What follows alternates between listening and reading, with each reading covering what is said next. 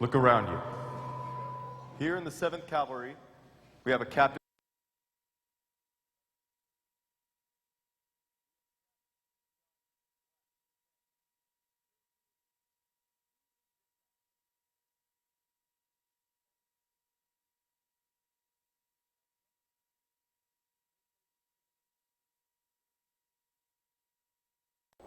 But for you and me now, that is gone. We are moving into the valley of the shadow of death, where you will watch the back of the man next to you as he will watch yours. And you won't care what color he is, what race he is, or by what name he calls God. They say that we're leaving home. We are going into what home is always supposed to be. So let's try and understand the situation. We are going into battle against a tough and determined enemy. And I can't promise that I can bring you all back here alive. But this, I swear, before you and before Almighty God, that I will be the first to set foot on that field, and I will be the last to step off. And I will leave no one behind. Dead or alive, we are all coming home together. So help me God.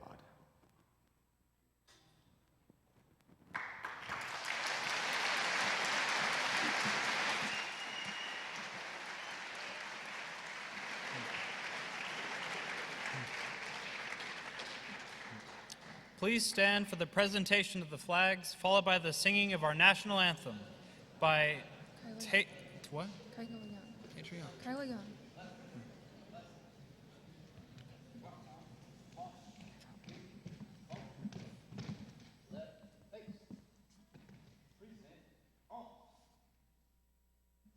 Oh, say, can you see by the dawn's early light what so proudly we hailed at the twilight's last gleaming, whose broad stripes and bright stars through the perilous fight were the ramparts we watched, were so gallantly streaming, and the rocket's red glare, the bombs bursting in air, gave proof through the night that our flag was still there. Oh, say, does that star-spangled banner yet wave o'er the land of the free and the home of the brave?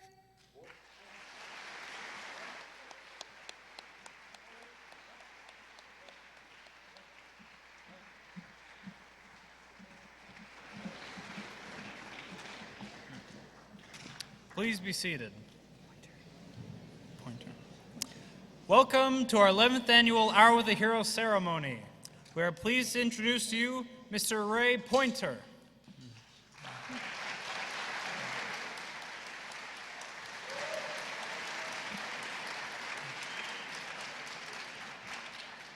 Ray Pointer served in World War II from 1944 to 1945. He graduated from a high school in Dallas after World War II. 9 years after returning home, he decided to make the service a career. He served with the airborne in Vietnam. Ray was given an abundance of medals, such as 5 Bronze Stars, a Purple Heart, along with 21 other medals. He received 2 presidential citations. He has written 2 books that are not yet published. Ray served for 20 years after re-entering the service. He retired with 6 grandchildren,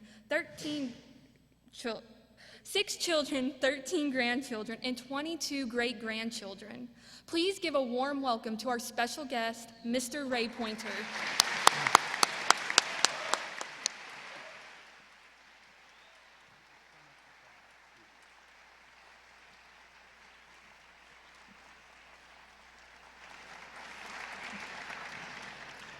I would like to thank the administration, faculty, and staff for allowing me to be here. And at my age, I'm just lucky to be here. My life started back in 1942 when the Japs bombed Pearl Harbor and started World War II. I was a young man, only 17 when that happened, and then I was in high school and was with my wife that just passed away of 69 years. She was a classmate in my history class at that time, and only a friend at this time. I quit the high school because I could not get the service off my mind. I wanted to go to the service. I was inducted into the Army, drafted, was one of the first draft, and sent to an infantry unit, and served in East Texas for 14 months before going on to the Pacific area of operation, where I saw my first combat. The first combat was with a unit that had been gathered together in just troops, no designation, no number, no division number. It was just a group of people that put together in the South Pacific and was put together and was called the Americal Division, which was a unit that the only unit in the United States Army that had a name instead of a number. It was put together at New Caledonia and was by a contest that was required by the division commander. They called it the Americans at New Caledonia, Americal, and that name sticks today, and that unit is the only unit that has been in combat its whole life and never been in the States, assigned in the States. Anyway, I was there for 9 months fighting the Japanese, went through from New Caledonia to Guadalcanal, and then on up to Guadalcanal had been taken back by the Marines and was secure, and we went on up to Bougainville where the Japanese were in large mass there and were still fighting.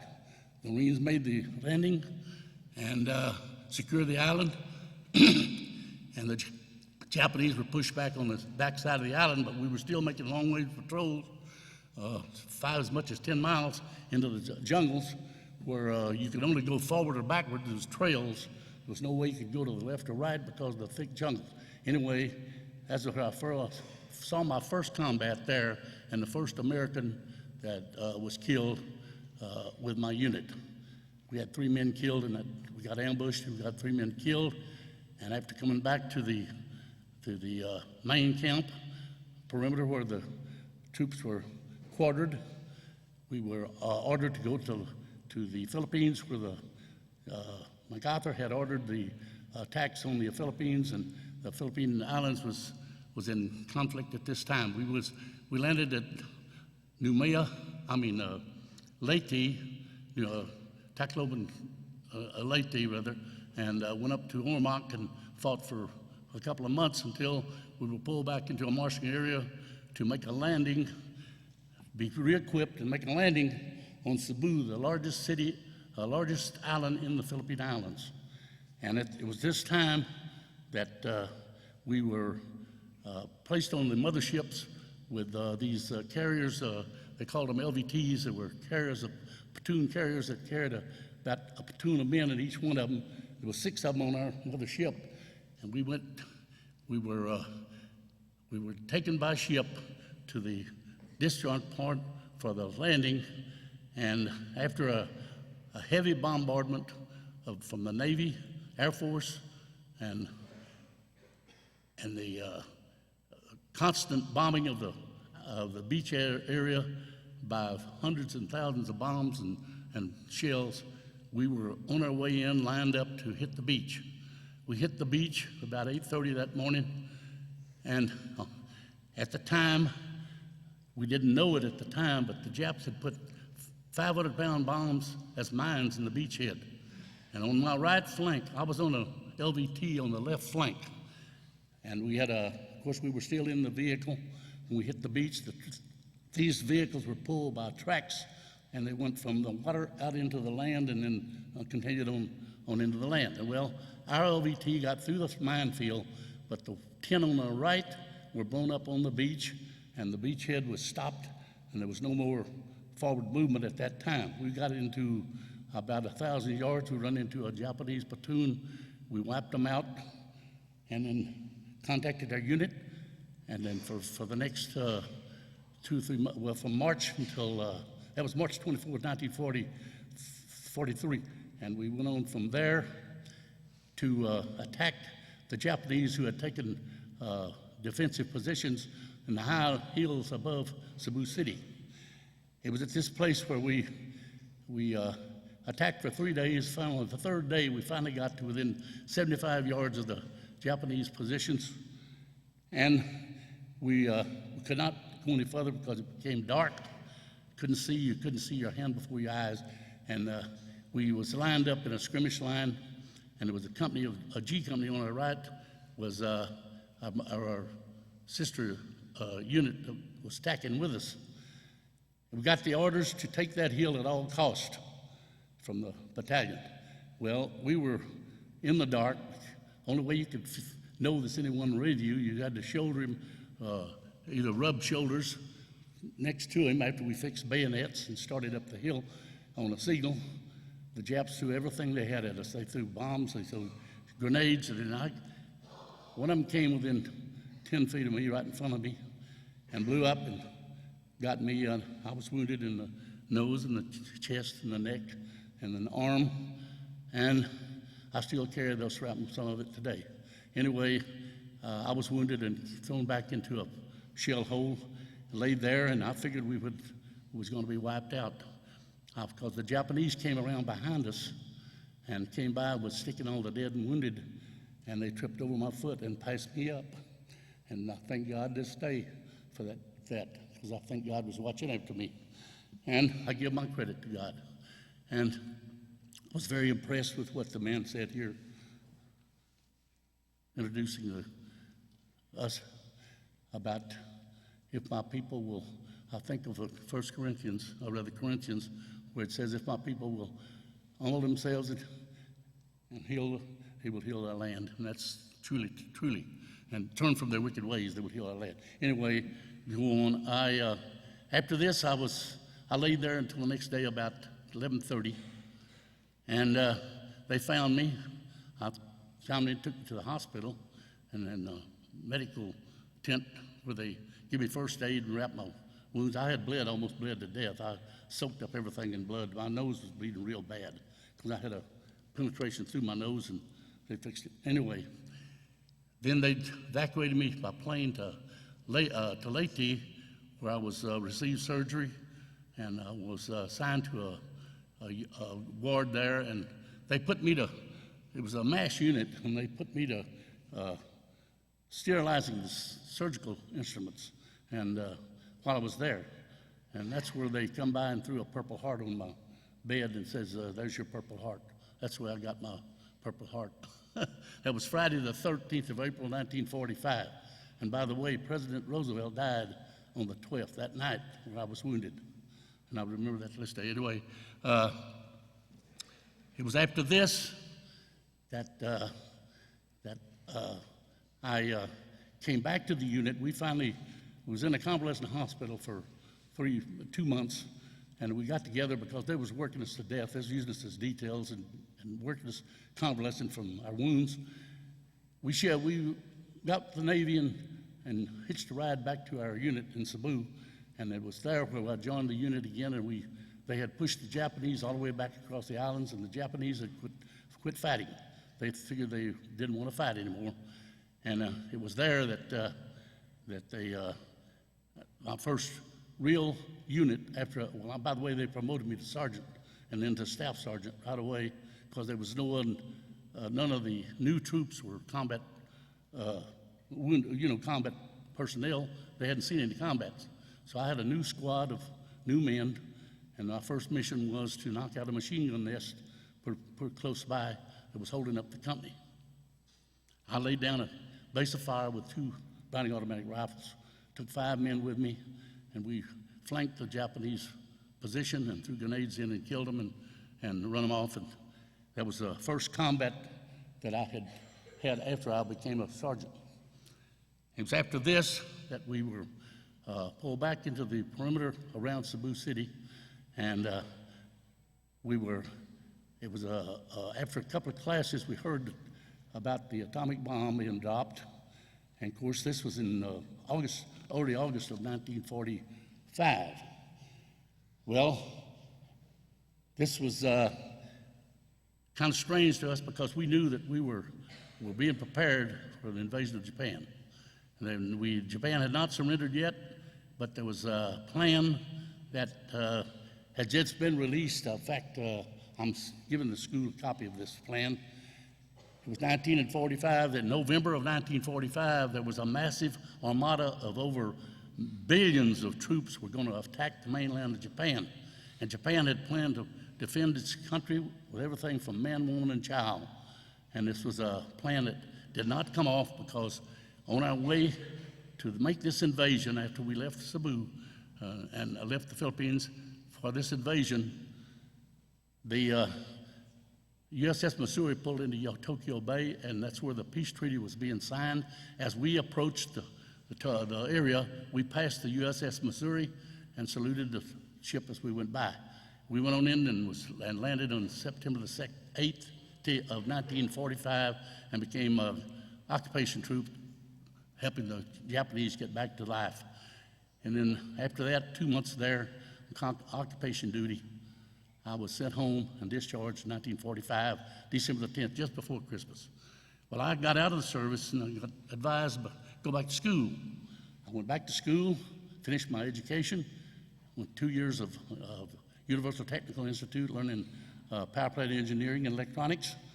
And after getting a pretty good job and I was still in the reserves and Korea was at stake, and I figured they was going to call me back in, so I went and re-enlisted in the Army again. Went back because I had reserved my rank of Master Sergeant, which is the same as First Sergeant and back then. And I went back in the service and I volunteered for the Airborne, 1945, or rather 1954. And I got my wings. I got assigned to the 11th Airborne Division, and I was lucky that I was fortunate to be able to have my family with me. My wife loved the service, and by the way, my wife at this time, we had 3 children and 1 on the way when I came back in the service and went airborne. Well, she loved the service, and she picked up the kids and came and joined me at Fort Campbell, Kentucky. We started then, we were an airborne family, and everywhere I went, well, she got to go with me. Just about in peacetime. We got a tour to Europe. We got to see the Eiffel Tower, the Notre Dame Cathedral. We've seen all of Europe, all the way across Europe, 3,300 miles on a trip we made as a vacation. Then it was after that we came home. I came to the 82nd Airborne Division, went to tour with them, and at the time I was in Europe, I was training a staff sergeant on tactical, and I trained young sergeants and even some second lieutenants on tactical training and how to fight because I had been in combat and they had not. So I taught quite a bit. In fact, it was so great that the USAR commander commended us as the highest score made on tactical training in Europe to that date. When I came home, this staff sergeant I trained there had came home before me because his child got killed over there. And he came home, went to OCS, was second lieutenant when he got graduated. And this was in 1968. Well, I went on and I didn't like the 82nd, the Fort Bragg, North Carolina, so I re-enlisted and went to the 101st Airborne Division at Fort Campbell. That's where that was kind of our home. That's where we loved that area. Anyway, we was there from up until 1965 and spent some tours on the Division Alert System for protecting, being first to go if some any trouble tried. It was that time on one of these alerts that my wife called me and said that President Kennedy had just been shot. And I alerted brigade, and brigade called everybody in, and we thought we was going to have to go, but it didn't go. And that was at that time. It was a dangerous time, really, thinking we might have to go and fight again, you know. Well, it was after this that the buildup in Vietnam at that time was only captains and young sergeants and all were advising the Vietnamese on how to fight. And we were really short of company commanders. But anyway, President Johnson ordered the 1st Cavalry Division to go to Vietnam. And the 1st Cavalry was, they had one brigade of airborne that may make an airborne assault in Vietnam, but it never came off. We did jump over there, but it was only a practice jump, you know. After that, we got to Vietnam and went through some major battles there.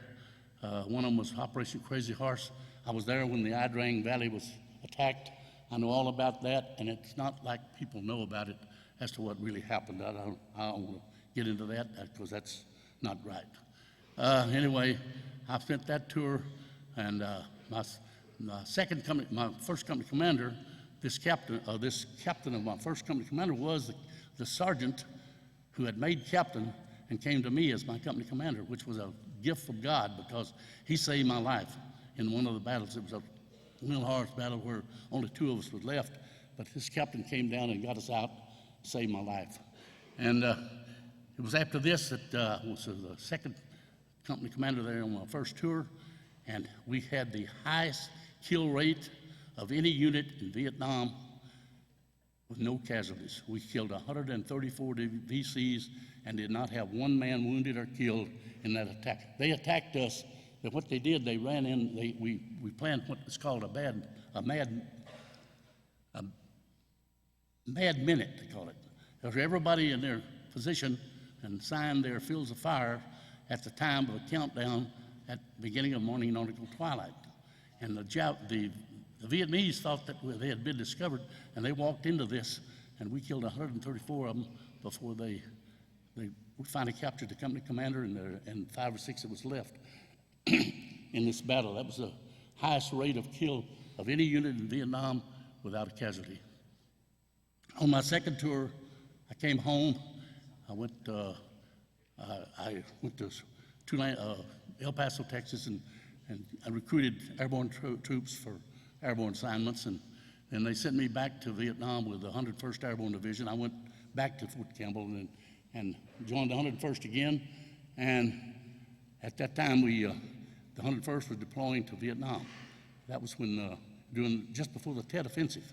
I went through the Tet Offensive. I only had one man killed in my company through the whole Tet Offensive. I got that tour over with, came home, and that was the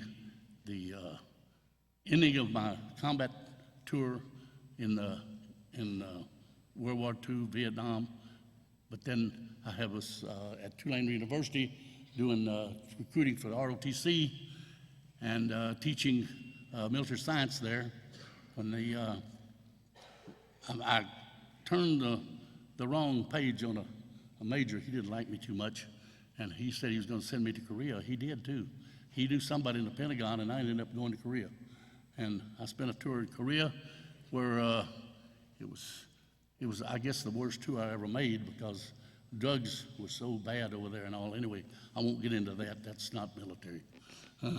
Anyway, that was my life in the Army, and I thank God for my being here today, being able to talk to you, tell you my life as a soldier. I have given the school here 2 books that I wrote about my life, and then one is called The War America Lost.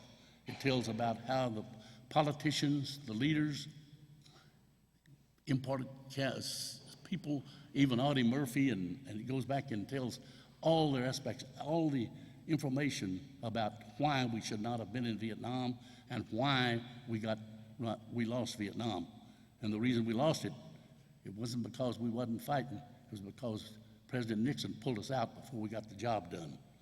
So we regret that. We never got a welcome home, came home and we got spit at, we got pushed aside, we got criticized as baby killers and drug addicts and all, and it was a real hard thing to take, and we're still living that today, trying to get back to being welcome home again. And we thank all of you for this, being able to speak to you here and tell you these things. And I can tell you a lot more that is not in the news and has never been in the news and is not in the archives in Washington, D.C., because it's not truthfully told as it should have been, and it will never be changed. But there's things that it's not known by the American people, and a lot of people don't realize that, and it never will be told truthfully like it really is. I think that all of the politicians and the Hollywood and the media and all should read Proverbs and find out what truth is really is. I thank you all for my being here. I'm so thankful for the fact that I could be here and speak to you, and I hope I have relieved you. I'll let you know of some of the things that I did. I thank you very much.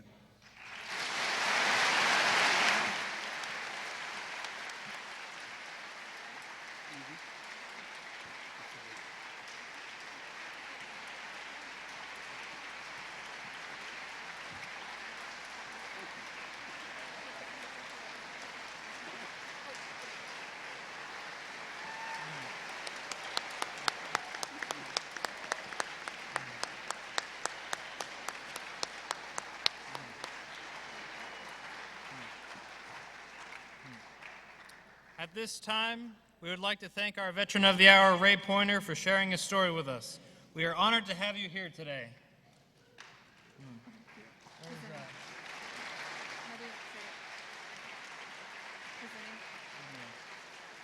Presenting a special thank you is our very own Har-Ber High recruiter, Sergeant Brown. Let's give us a round of applause to recognize all the veterans in the audience.